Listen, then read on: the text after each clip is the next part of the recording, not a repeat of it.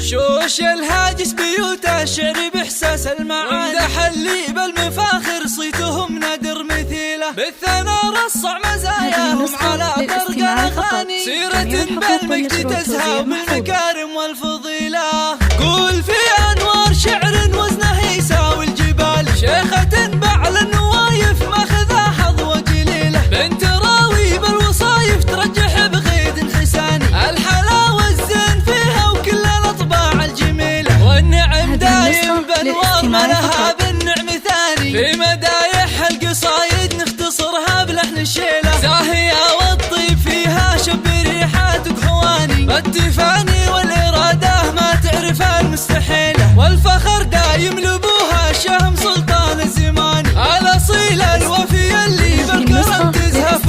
راوي كساب الجمايل من سمو العزداني، لا نصاها الضيف يفتح بابه يثني الجزيلة، راوي مدها للمواقف له مقام وعز شاني، فزعته بالطيب ذايع صيتها بكل القبيلة، في ثناه تشوش أفكاري ويتباهى لساني، شامخ فوق الثريا منزله محدا يطول، والوفا والفخر يزهى أمها ست الغواني، فاطمة تاج المعزة ذات الأوصاف النبيلة، بالخصال الحتمية والشكر والامتنان، زاهية بنت النشامة وبعوايدها أصيلة، فاطمة روح الغلا والطيب فيها شي ثاني، في سما العزة تضاوي بس أنا في كل ليلة، مصدر الفزعات رمز الطايلة نبع الحناني، ما تكفيها القصايد وإن كتبناها جزيلة، قول في أنوار